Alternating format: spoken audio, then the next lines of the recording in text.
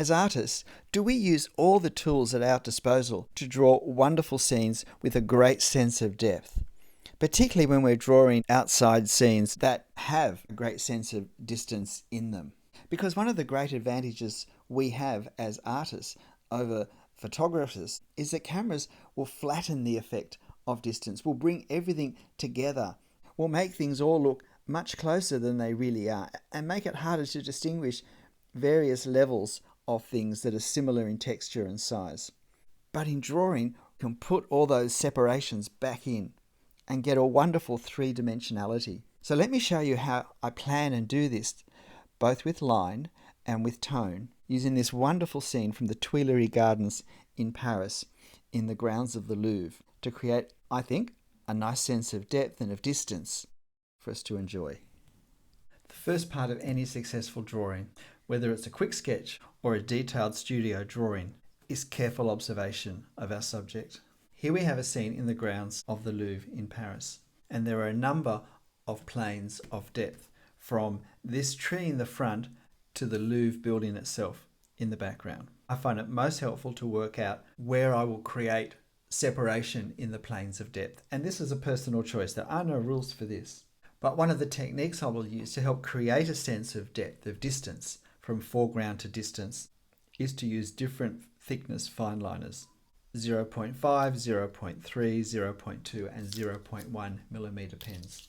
I've worked out firstly where my 0.5 millimeter pen will be used, and it's going to be in this closest tree here, these closest hedges on the lower right hand side, and this closest section of the raised and edged gravelled walk-in section, as well as whatever details I want to use to indicate the grass surface here. My next plane of depth going back, I'll use my 0.3 millimeter pen for, and I've decided to make that from these hedges also in shadow here and everything forward of that. So that includes this small tree, this large tree, this tree, the large tree behind it, and a couple of trees on the extreme left here, and their tree canopies. My third plane of depth is the one where I'll use my 0.2 millimeter pen for. That's probably going to have the least in it, and it's the hedges behind the ones we've just looked at that go right behind the background here. And the trees, quite some distance away compared to these ones. And then my furthest plane of depth will be the facade of the Louvre itself, and I'm going to use my 0.1 millimeter pen here. The challenge here will be to capture enough of the depth to show that it's a richly ornamented building, but not to get too bogged down in detail that we bring it forward visually. Because one of the effects of distance is that we see less detail and we see it less clearly. So it's not just using the thinner pen that we'll use to try and set this right back. It will also be the amount of detail we draw, and then also the tone as well. Because once I've drawn this, I'm going to use tone to further accentuate the sense of planes of depth from foreground to distance. So let's start. It's just as important with this tree to take as much care as I would if it were architecture in establishing size and scale. I'm using my thickest pen, my 0.5 at this point, which I drop halfway through and wreck the nib and have to replace with the 0.3.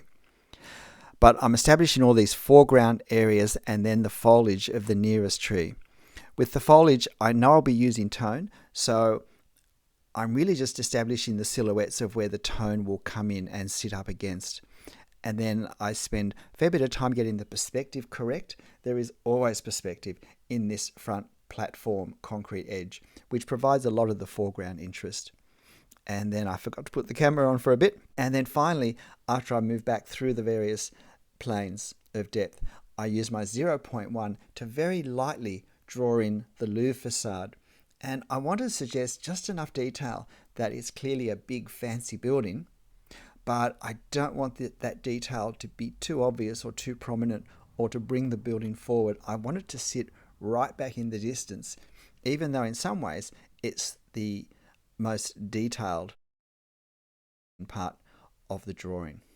The challenge in this will always be the leaves and to keep the tones separated so that it's not just one big grey blob.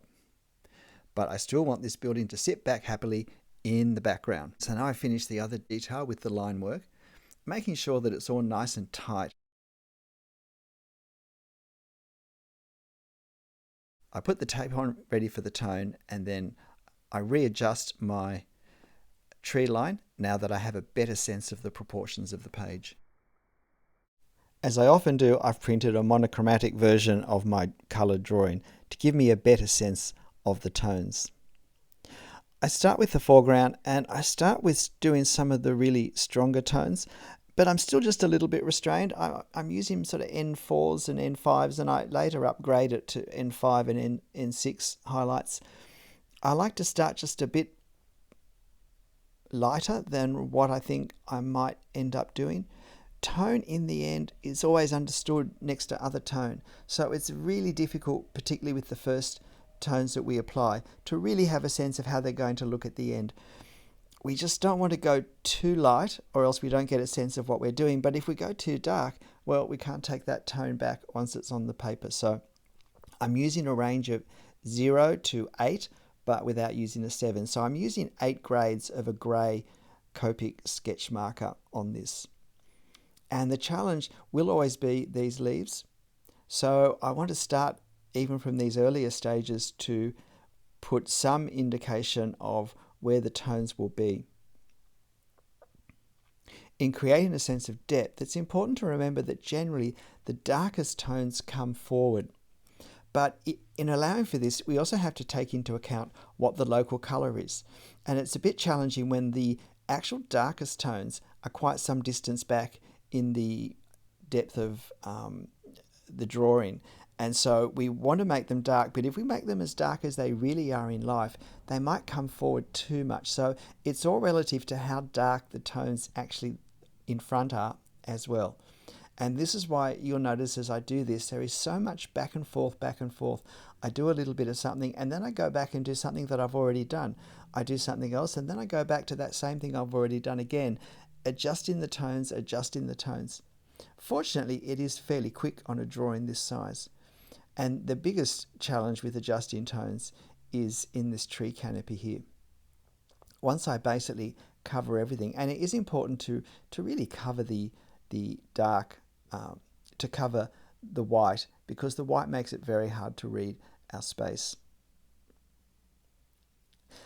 The best way of doing tree canopies is to really almost half shut our eyes and don't worry about leaves, just doing the blobs of darker tone that's there, but making sure always to preserve the very lightest parts of the leaf canopy that we want to preserve, because again, once it's gone, it's gone. So I'm going back and forth, having done a fair bit of the leaf canopy. I decide in the end there's not enough contrast, and in the end I get an N6, which is the darkest tone I use here, which does show up with some exaggeration on the camera.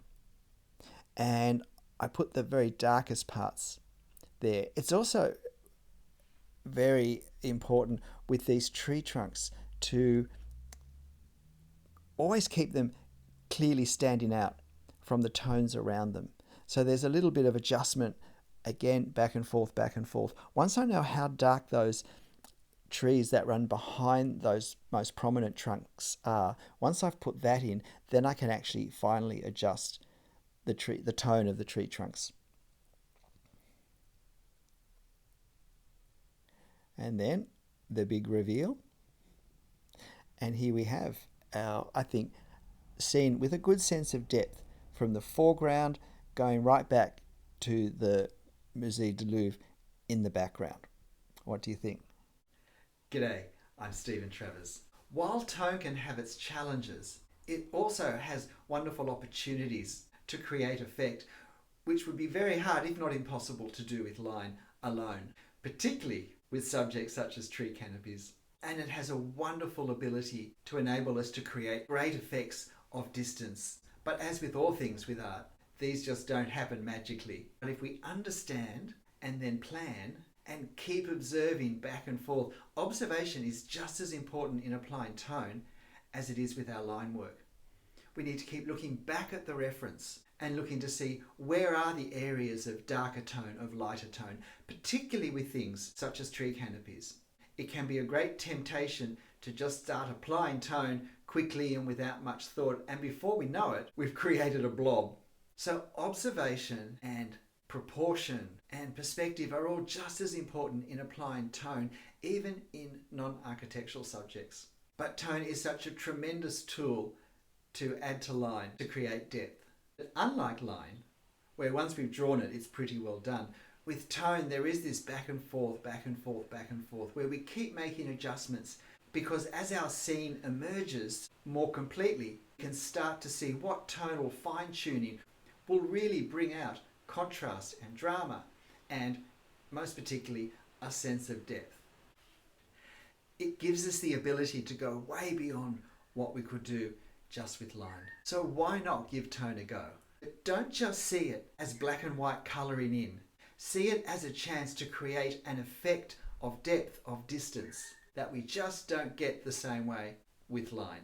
And as you experiment and explore, have fun. I'll see you next time.